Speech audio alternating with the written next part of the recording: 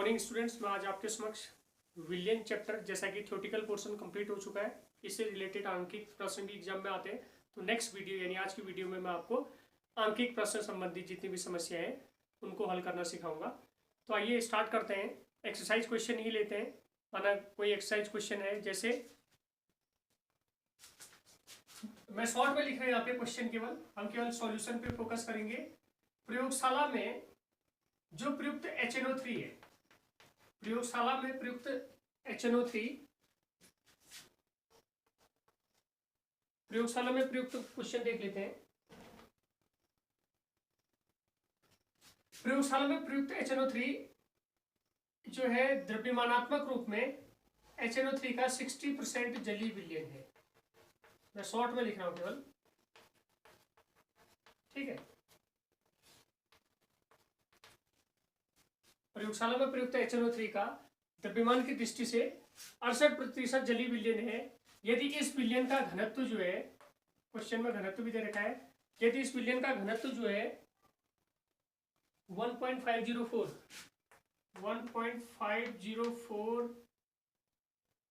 ग्राम पर ml हो, तो विलयन की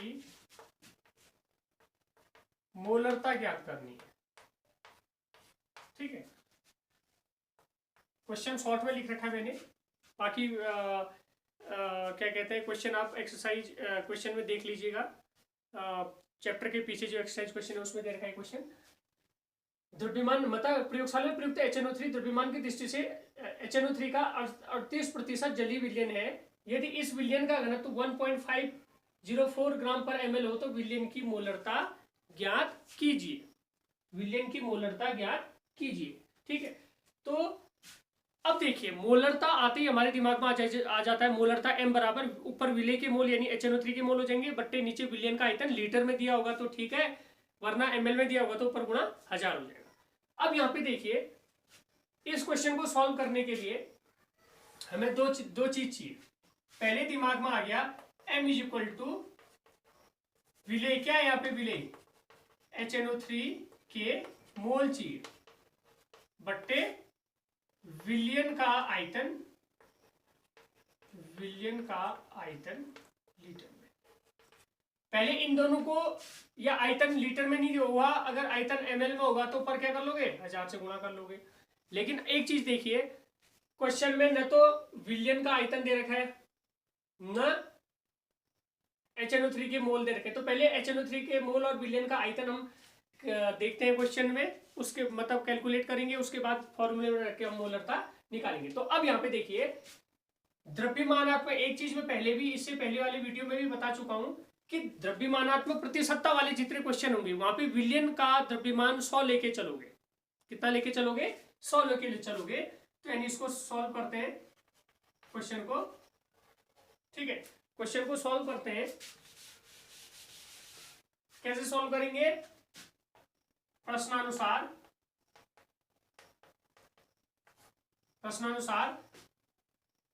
HNO3 का 68% द्रव्यमानात्मक यानी W/W विलयन है, 68% द्रव्यमानात्मक विलयन है। प्रश्नानुसार HNO3 का 68% द्रव्यमानात्मक विलयन है। तो इसका मतलब HNO3 का द्रव्यमान कितना, विलयन का द्रव्यमान कितना लेके चलेंगे, विलयन का द्रव्यमान बराबर कितना होगा, मैं पहले भी बता चुका हूं, जब भी परसेंटाइल वाले क्वेश्चन होंगे विलयन का कुल द्रव्यमान 100 लेके चलोगे, तो इसका मतलब 68% HNO3 का विलयन है। तो विलयन का द्रव्यमान अगर 100 है तो HNO3 का द्रव्यमान बराबर कितना हो जाएगा, HNO3 का द्रव्यमान small w is equal to कितना हो जाएगा, 68 ग्राम, ठीक है। इसका मतलब 68 ग्राम क्या है, HNO3 है। इसका मतलब अगर जल का द्रव्यमान भी निकालना होता, जलीय विलयन है, तो विलायक का द्रव्यमान या जल का द्रव्यमान कैपिटल W बराबर कितना होता, 100 में से इसको घटा लेते कितना होता, 32। विलय धन विलायक बराबर विलयन यानी 32 धन 68 बराबर कितना आ जाता, 100 आ जाता। तो HNO3 का द्रव्यमान बराबर 68 ग्राम। अब मोल निकालने के लिए HNO3 का मोलर द्रव्यमान भी हम निकालेंगे।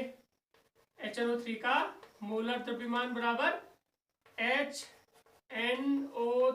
बराबर H का 1 हो गया, नाइट्रोजन 14 हो गया, ऑक्सीजन 16, 48, तो 48 में 14 जोड़ा 62, 63 ग्राम पर मोल आ गया, 63 ग्राम पर मोल आ गया। तो HNO3 के मोल, क्योंकि मोलरता निकालने के लिए विलेय के मोल चाहिए, तो HNO3 के मोल निकाल लेंगे। HNO3 के मोल बराबर क्या होता है, द्रव्यमान बट्टे मोलर द्रव्यमान। द्रव्यमान कितना, 68 बट्टे मोलर द्रव्यमान 63, ये 68 ग्राम था, ये 63 ग्राम पर मोल था। ग्राम से ग्राम कट गया, मोल मतलब आंसर किस में आ जाएगा, उतने मोल आ जाएंगे। तो HNO3 के कितने मोल आएंगे, देखो 68 बट्टे 63, 63 एकम 63, बचा कितना 5, 5 में भाग नहीं जाता, दशमलव लगाओगे तो 0 बढ़ा, 50 हुआ तब भी भाग नहीं जाता, 0 लगभग 9, 8 या 9 आएगा, देख लेते हैं। ये आ रहा है 79.79, इतने मोल आ गए, 1.079 मोल आ गए। तो HNO3 के मोल कितने आ गए, 1.079। हमने कैलकुलेशन पे फोकस न करके, कैलकुलेशन तो आप लोग जोड़ घटाना गुणा भाग कर ही लोगे, लेकिन फोकस करना है कॉन्सेप्ट पे और कैसे निकालना है। मोल आगे, अब देखिए विलियन का आयतन तो दिया नहीं है, लेकिन विलियन का द्रव्यमान हमें पता है 100 ग्राम। हमें एक सूत्र पता है, घनत्व बराबर होता है द्रव्यमान बट्टे आयतन। घनत्व बराबर होता है द्रव्यमान बट्टे क्या, आयतन। घनत्व बराबर द्रव्यमान बट्टे आयतन, इसलिए विलियन का आयतन कितना होगा, विलियन का आयतन बराबर हो जाएगा विलियन का द्रव्यमान, ये द्रव्यमान आयतन यहाँ चले आएगा तो घनत्व नीचे चले आएगा, द्रव्यमान का आयतन बट्टे विलियन का द्रव्यमान बट्टे विलियन का घनत्व।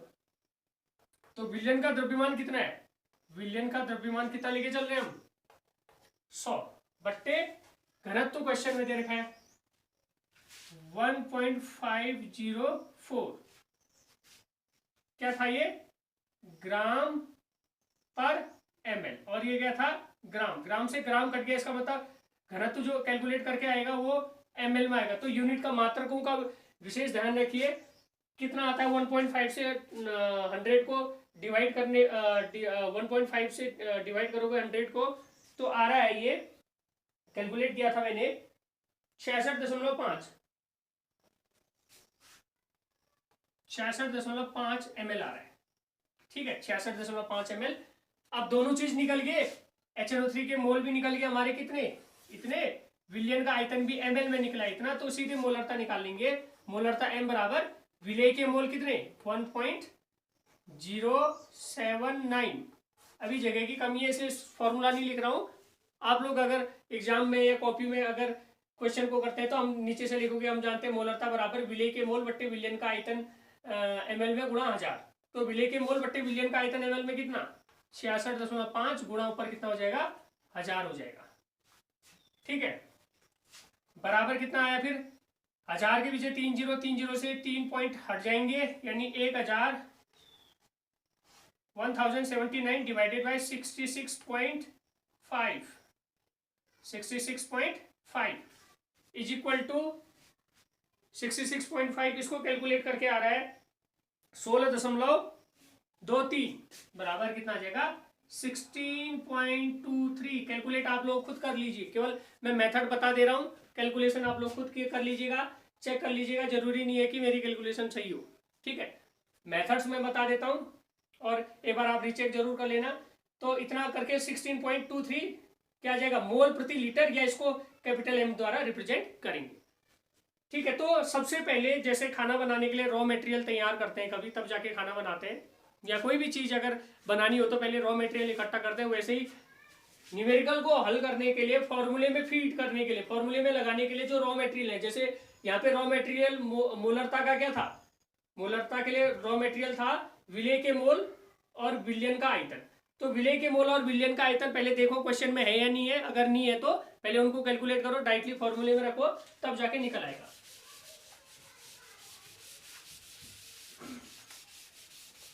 अगला क्वेश्चन,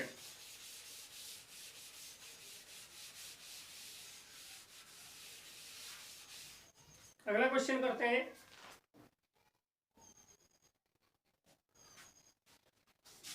ग्लूकोज, अगला क्वेश्चन है, बुक का ही क्वेश्चन है, ग्लूकोज के 10%, ये भी द्रव्यमानात्मक है, जलीय विलयन की मोलरता यानी मोललता, मोलंस व मोलरता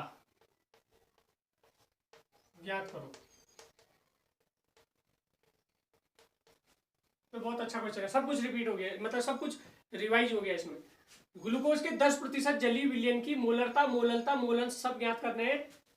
आप लोगों को जलीय विलयन का घनत्व दे रखा है क्वेश्चन में, घनत्व दे रखा है 1.2 ग्राम पर मोल, घनत्व बराबर 1.2 ग्राम पर मोल। अब देखिए मोलरता, मोललता, मोलंस निकालना है तो फॉर्मूला मोलरता के लिए विलेय के मोल बट्टे विलायक, मोलरता के लिए विलेय के मोल बट्टे विलयन का आयतन लीटर में चाहिए, और या लीटर में नहीं है तो विलयन का आयतन चाहिए हमें, एमएल में है तो पर 1000 से मल्टीप्लाई कर लेंगे। और ऐसे मोललता के लिए क्या चाहिए, विलेय के मोल चाहिए, यानी मोलरता हो या मोललता हो दोनों में विलेय यानी ग्लूकोज के मोल चाहिए इस क्वेश्चन में, ठीक है। और मोलंस निकालने के लिए क्योंकि विलयन के कुल मोल चाहिए, विलयन के कुल मोल चाहिए, तो विलयन में क्योंकि जल है और ग्लूकोज है तो जल का भी मोलंस, जल के भी मोल चाहिए और ग्लूकोज के भी मोल चाहिए। तो सबसे पहले इस क्वेश्चन में ये पहले रॉ मटेरियल हम तैयार कर लेंगे, तब जाके मोलरता, मोललता और मोलंस की गणना करेंगे। देखिए ग्लूकोज का 10% द्रव्यमानात्मक, सेम पिछले क्वेश्चन की तरह। देखो जब भी क्वेश्चन एग्जाम में आता है कि इतना प्रतिशत द्रव्यमानात्मक या इतना प्रतिशत आयतनात्मक विलयन है, द्रव्यमानात्मक विलयन है कहेंगे तो विलयन का द्रव्यमान 100 लेके चलेंगे, आयतनात्मक विलयन है कहेंगे तो विलयन का आयतन 100 ml लेके चलेंगे। यहाँ पे द्रव्यमानात्मक विलयन है W/W है, तो प्रश्नानुसार सीधे लिख लेता हूं, प्रश्नानुसार विलयन का द्रव्यमान बराबर कितना 100 ग्राम। प्रश्नानुसार विलयन का द्रव्यमान बराबर 100 ग्राम। विलयन का द्रव्यमान कितना है 100 ग्राम है, विलयन का द्रव्यमान 100 ग्राम है तो ग्लूकोज का विलयन है, तो विलयन में C6H12O6 का द्रव्यमान स्मॉल w बराबर कितना होगा, ग्लूकोज का द्रव्यमान कितना होगा बताओ, 10% द्रव्यमानात्मक है तो कितना होगा 10 ग्राम। 10 ग्राम ग्लूकोज होगा तो 90 ग्राम क्या होगा पानी होगा। H2O का द्रव्यमान कितना हो जाएगा, कैपिटल W, H2O का हो जाएगा कितना 90 ग्राम, हो गया, ठीक हो गया। और क्या दे रखा है, और देखो तो इसका C6H12O6 का मोलर द्रव्यमान निकालो, C6H12O6 का मोलर द्रव्यमान कितना होता है निकालो।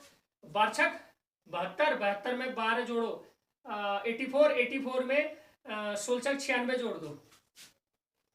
वैसे भी बहुत से क्वेश्चनों में करते करते याद हो गया मुझे, तो आप लोगों को भी याद हो जाएगा।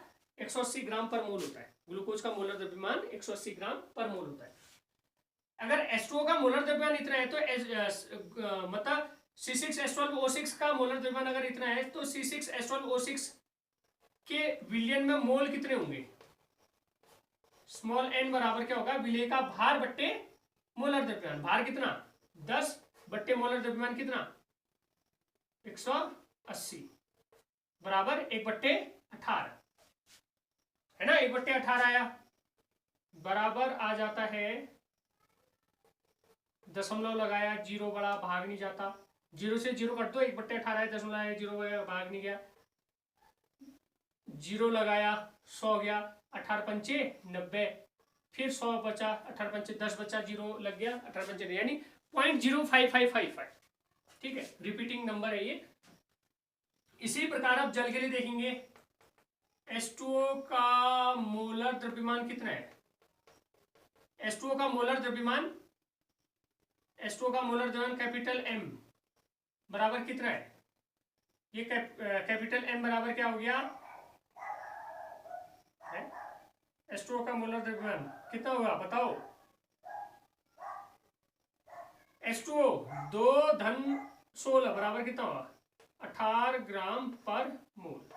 तो H2O के, चलो कैपिटल M नहीं करते, इससे कंफ्यूज हो जाएगी, कैपिटल M से मोलरता भी रिप्रेजेंट करते तो वहां पे थोड़ा कंफ्यूज हो जाओगे। चलो H2O का मोलर द्रव्यमान बराबर कितना हो गया, 18 ग्राम पर मोल हो गया। अब H2O के मोल निकालेंगे, H2O के मोल, H2O के मोल बराबर कितने होंगे, हमने केवल रॉ मटेरियल अभी तैयार करना है। H2O के मोल कितने हो जाएंगे, H2O का द्रव्यमान कितना 90 बट्टे H2O का मोलर द्रव्यमान कितना 18, तो बराबर कितना आ गया 5 मोल।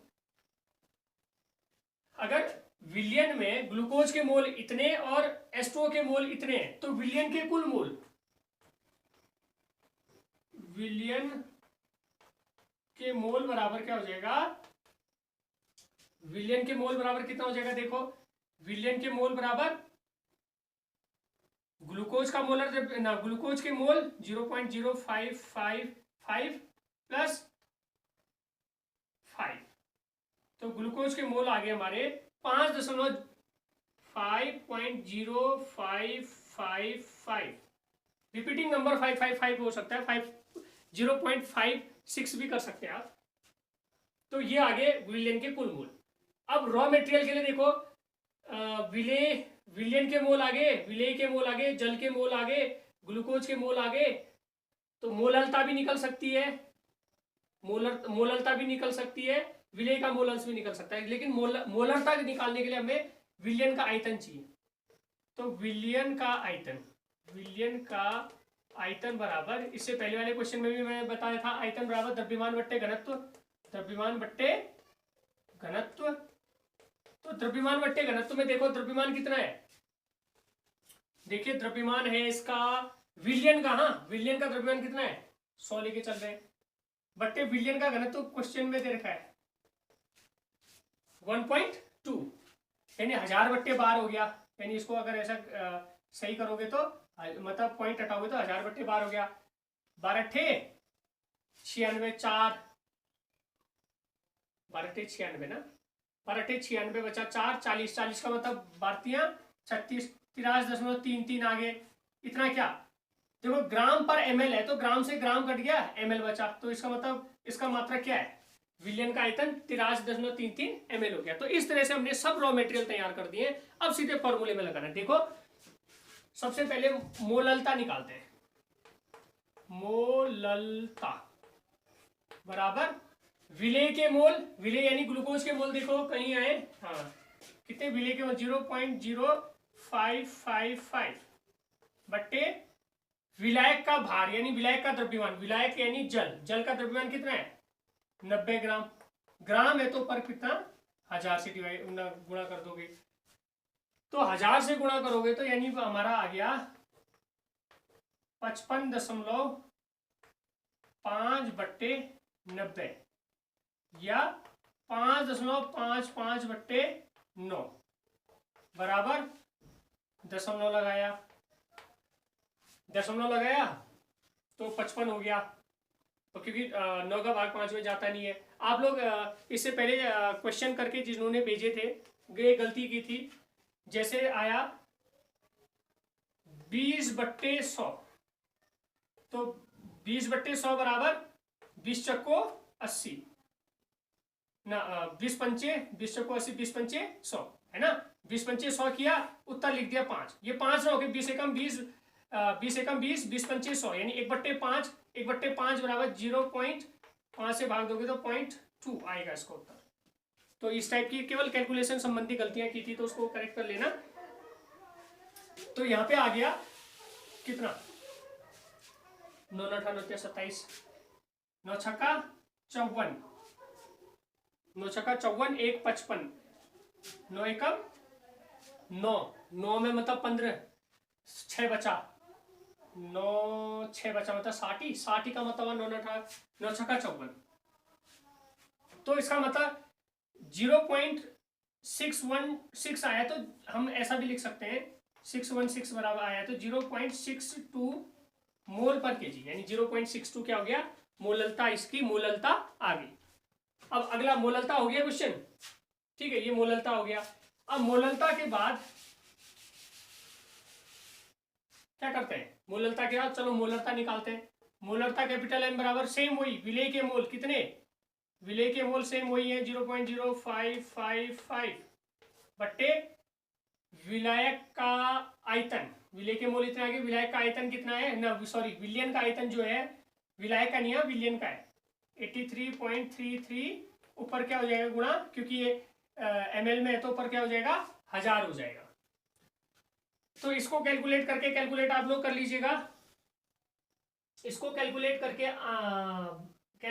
आ रहा है मोललता विलियन की आ रही है 0.67 मोल पर लीटर। ठीक है, इसको कैलकुलेट करके मोल पर लीटर या 0.67 कैपिटल एम भी लिख सकते हैं। ये तो हो गया क्या मोललता। अब उसके बाद विलियन के दोनों घटकों का मोल अंश निकालना है। C6H12O6 का मोल अंश क्या हो जाएगा, किसी का भी मोल अंश उसके मोल C6H12O6 के मोल बट्टे विलियन के कुल मोल। ठीक है, विलियन के कुल मोल जो होंगे, तो C6H12O6 के मोल कितने 0.0555 बट्टे विलियन के कुल मोल निकाले थे हमने कहीं पे, ये 5 है 5.0555, इसको कैलकुलेट करके लगभग बराबर 0.01 आ रहा है 0.01, तो 0.01 आ रहा है। अब एक का मोल अंश निकाल दिया तो दूसरे का मोल अंश यानी जल का मोल अंश निकल आएगा। मैंने क्या कहा था, मोल अंशों का योग एक होता है, तो एक में से इसको घटा दोगे तो जल का मोल अंश आ जाएगा, यानी जल का मोल अंश कितना आ जाएगा 1 माइनस 0.01 बराबर जल का मोल अंश आ जाएगा कितना 0.99। अगर ऐसा भी नहीं करने चाह रहे हो तो सीधे फॉर्मूले में आप लोग रख लेंगे, कैसे क्या रखेंगे अब इस साइड मिटा लेता हूं मैं, यहाँ पे जल का अगर मोल अंश 0.099 आ गया, लेकिन ऐसे भी फॉर्मूले से भी निकाल सकते हैं। जल का मोल अंश बराबर जल के मोल कितने थे 5 बट्टे बिलियन की कुल मोल 5.055 बराबर 0.99, ऐसे भी निकाल सकते हो। वैसे कैलकुलेशन इतनी लंबी क्यों करनी है, हमें फॉर्मूला शॉर्ट ट्रिक अगर पता ही है कि अगर विलियन के सभी घटकों के मोल अंशों का योग एक होता है, अगर एक का मोल अंश निकाल लिया तो दूसरे का मोल अंश निकालने के लिए एक में से घटा दो। ठीक है, ये दूसरा क्वेश्चन हो गया। नेक्स्ट क्वेश्चन करते हैं। देखिए क्वेश्चन को समझना जरूरी है, कैलकुलेशन इतनी इंपॉर्टेंस नहीं है, कैलकुलेशन तो आप लोग कर ही लोगे, कक्षा 1 से गुणा भाग जोड़ घटाना 2-3 से पढ़ते हुए आ रहे हो, जोड़ घटाना गुणा भाग, लेकिन मेन है क्वेश्चन को समझना कैसे करना है। तो रॉ मटेरियल पहले इकट्ठा कर लो, उसके बाद फॉर्मूले में रख लो और सीधे क्वेश्चन पढ़ते आपके दिमाग में फॉर्मूले आ जाने चाहिए। अगला क्वेश्चन स्टार्ट करते हैं। 15 ppm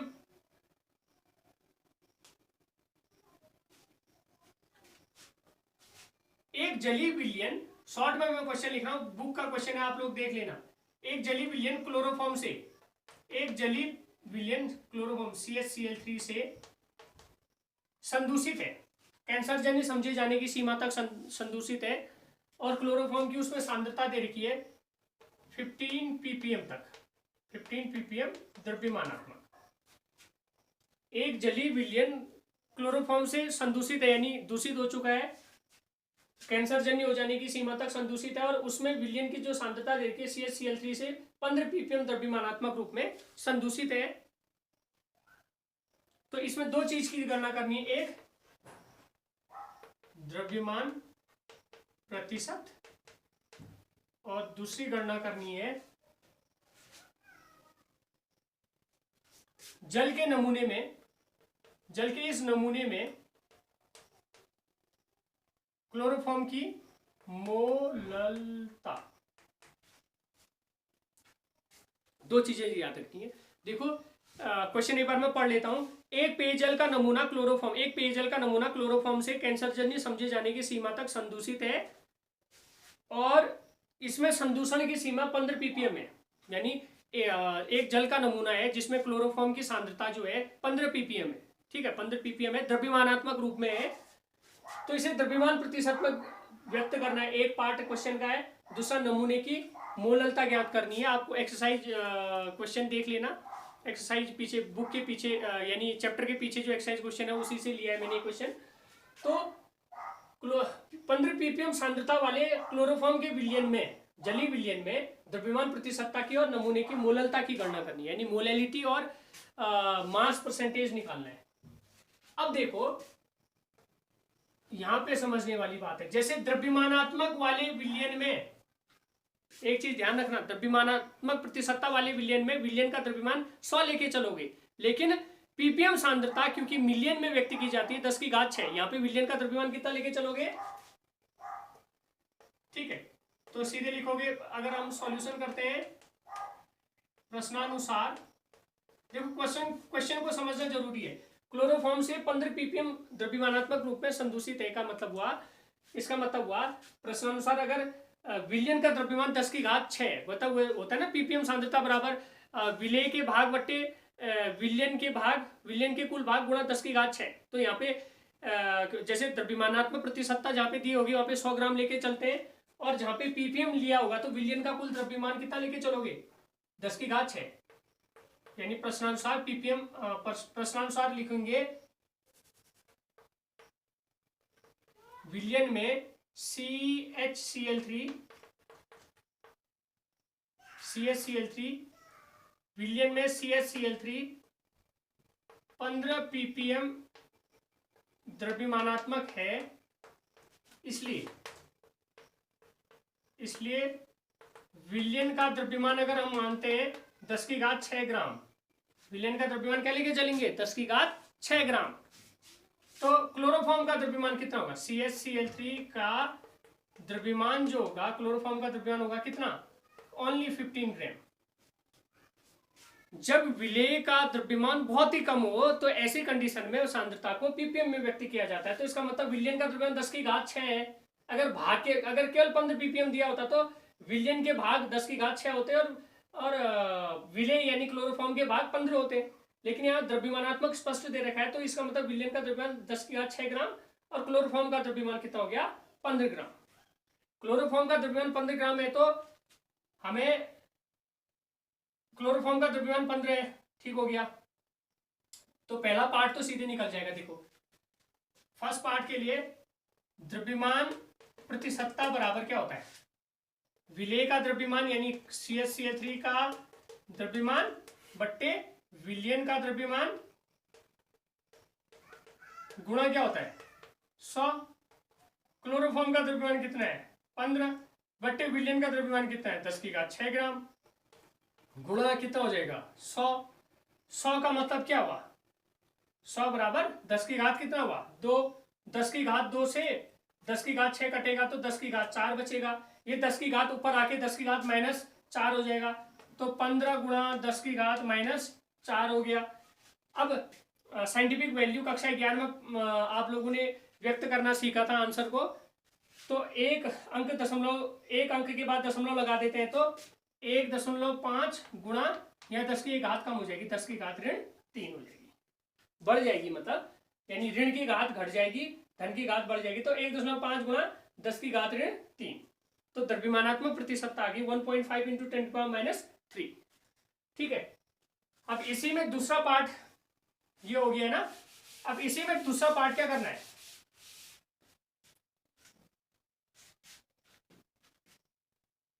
मोललता। मोललता के लिए क्या चाहिए? विलय के मोल बट्टे विलयन का आयतन ना, विलय के मोल बट्टे विलायक का द्रव्यमान। अब पहले वो निकालना पड़ेगा तब जाके फॉर्मूले रखेंगे। देखो CHCl3 का द्रव्यमान 15 ग्राम है तो CHCl3 का मोलर द्रव्यमान निकालेंगे। मोलर द्रव्यमान बराबर CHCl3, C 12 हो गया, H 1 हो गया, और क्लोरीन कितना होता है? 35.5 गुणा 3, तो इसको जोड़ के 119.5 ग्राम पर मोल आ जाएगा, ग्राम पर मोल। तो CHCl3 का द्रव्यमान इतना है, मोलर द्रव्यमान इतना है, तो CHCl3 के मोल बराबर कितने होंगे निकालेंगे, यानी विलय के मोल निकालेंगे। विलय के मोल बराबर द्रव्यमान यानी 15 बट्टे मोलर द्रव्यमान 119.5 ठीक है।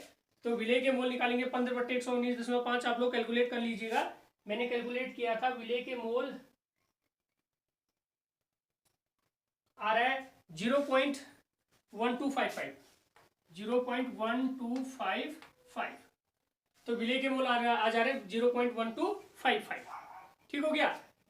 अब देखिए क्लोरोफॉर्म, अगर विलयन का द्रव्यमान 10⁶ है, क्लोरोफॉर्म का द्रव्यमान 15 ग्राम है, तो विलायक का द्रव्यमान यानी जल यानी विलायक का द्रव्यमान कितना होगा? क्योंकि हमें क्वेश्चन के लिए मोललता निकालने के लिए विलेय के मोल तो निकाल लिए, नीचे विलायक का द्रव्यमान चाहिए, विलयन का द्रव्यमान नीचे, विलायक का द्रव्यमान H2O यानी विलायक का द्रव्यमान चाहिए। तो विलायक का द्रव्यमान बराबर क्या होगा? विलयन का द्रव्यमान ऋण विलेय का द्रव्यमान यानी 10⁶ ऋण 15। अब देखो सागर में से एक लोटा निकाल लिया, 10⁶ बहुत बड़ी वैल्यू है, 15 निकालेंगे तो कोई फर्क नहीं पड़ेगा, इसको लगभग बराबर 10⁶ लिख सकते हैं। ठीक है। तो विलायक की तुलना में विलेय का भार बहुत नगण्य है, तो इसे बहुत कम है, तो इसे नगण्य मानने पे तो लगभग 10⁶ ग्राम विलायक का द्रव्यमान आ जाएगा। तो अब यहाँ पे मोलरता निकाल लेता हूँ मैं। ठीक है, तो मोललता स्मॉल m बराबर विलेय के मोल कितना है 0.1255 बट्टे विलायक का भार कितने ग्राम आया 10⁶ ग्राम आया। ग्राम आया तो ऊपर किससे गुणा करोगे 1000 से, 1000 से गुणा करोगे तो 1000 का मतलब 10⁻³ कितना हुआ 3 है ना। 1000 से गुणा करोगे तो 10⁻³ ये 10⁻³ से 10⁻6 कट गया, कितना आया 10⁻³ आया। ये 10⁻³ ऊपर जाके 10⁻³ हो जाएगा। तो हमारा क्या आ गया अगला 0.1255 गुणा 10⁻³ अब साइंटिफिक वैल्यू में व्यक्त करेंगे तो क्या होगा, एक पॉइंट यहां से शिफ्ट कर लिया, 1.255 कर दिया, तो यहाँ 10 की 1 ऋण घात बढ़ जाएगी यानी 10⁻⁴। तो मोललता आ जाएगा m बराबर 1.255 गुणा 10⁻⁴। तो कैलकुलेशन में ध्यान दीजिएगा, 10⁻⁻3 से ऋण 6 ना 3 से 6 घटा 3 बचा, ये 3 ऊपर जाके ऋण का 3 हुआ और पॉइंट को एक शिफ्ट कर दिया हमने इस साइड, तो यहाँ 10⁻⁴ हो गया। क्योंकि ये साइंटिफिक वैल्यू में रिप्रेजेंट करना ये हमने कक्षा 11 में पहले चैप्टर में ही सीख लिया था। तो उसके बाद नेक्स्ट क्वेश्चन स्टार्ट करते हैं।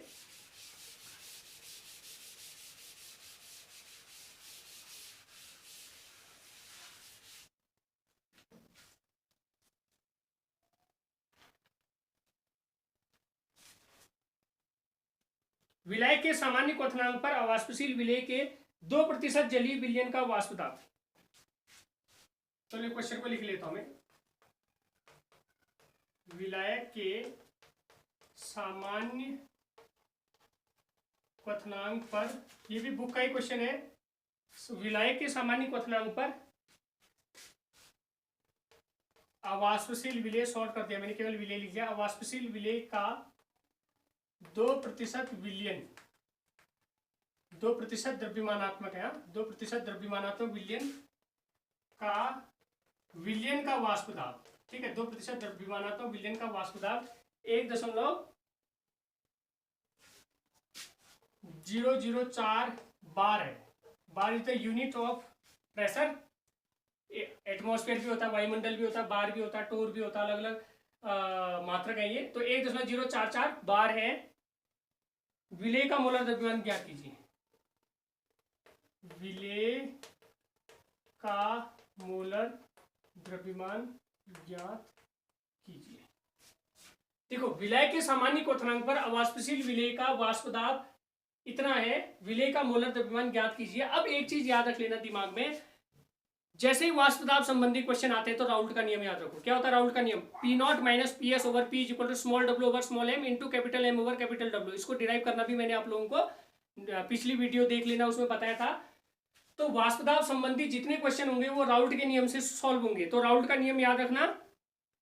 उसके बाद हम यानी P माइनस यानी P0 minus PS over P is equal to small w over small m into capital M over capital W। इस सूत्र से वाष्प दाब संबंधी सभी क्वेश्चन सॉल्व होंगे।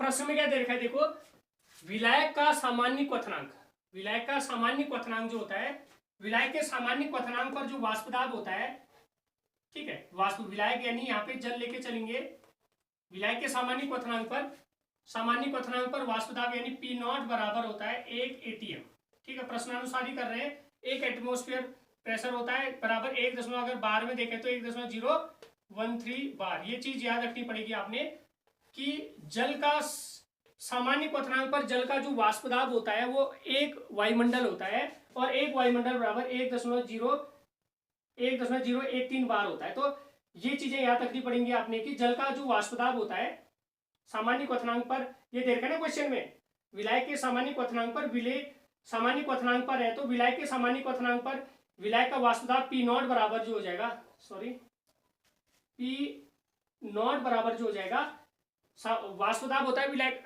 जल का 1 atm का मतलब होता है 1.013 बार। विलयन का वाष्प दाब दे रखा है पीएस, कितना दे रखा है 1.004 बार। पी नॉट भी दे रखा है, पीएस भी दे रखा है, और क्या दे रखा है देखो, विलय का 2% विलयन है, विलय का 2% विलयन है। तो प्रश्नानुसार विलयन का द्रव्यमान, विलयन बराबर क्या लेके चलोगे 100, जरूरत होगी तो लगाना, नहीं तो देख लेना।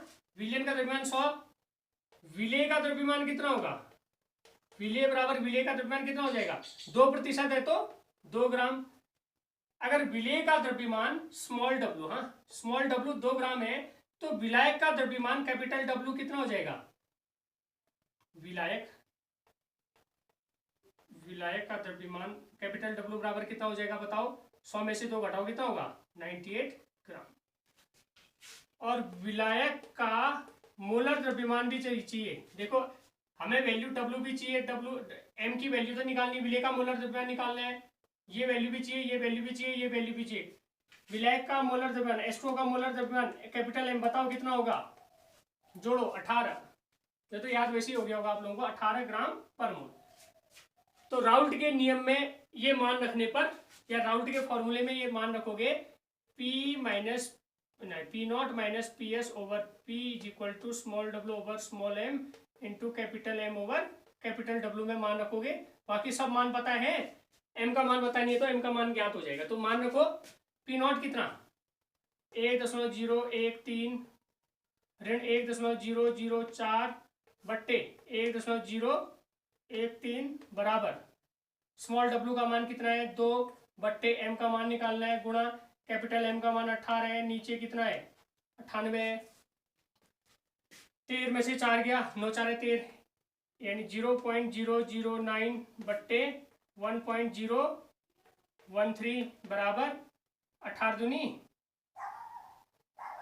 36 बट्टे 98 गुणा m हो गया, आ गया 98 गुणा m।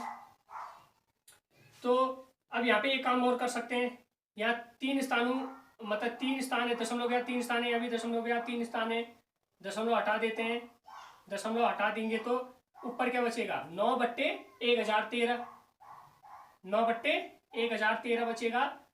तो वज्र गुणा कर लो, वज्र गुणा करके क्या होगा देखो, वज्र गुणा करके हो जाएगा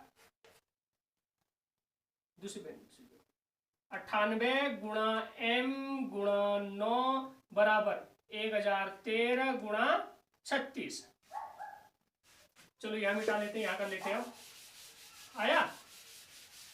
तो m बराबर में निकालना है, विलय का मोलर द्रव्यमान m बराबर कितना हो जाएगा देखो, m बराबर 1013 गुणा 36 बट्टे 98 गुणा 9, 9 चौको 36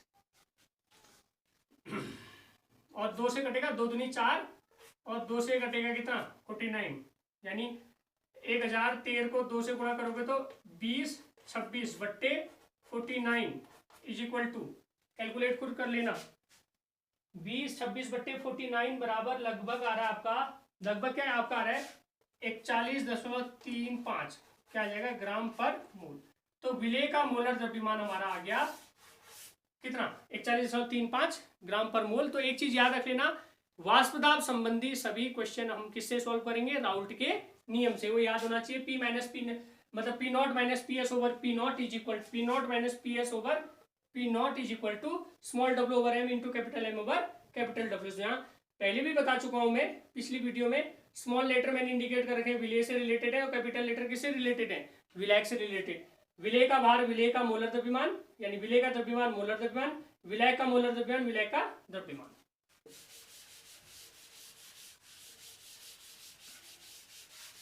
ठीक है, तो आज के लिए इतना ही। और क्वेश्चन जो अगर आपको नहीं आएंगे आप मुझे पूछ लेना, नेक्स्ट वीडियो में मैं उन्हीं क्वेश्चनों को सॉल्व कराऊंगा। धन्यवाद।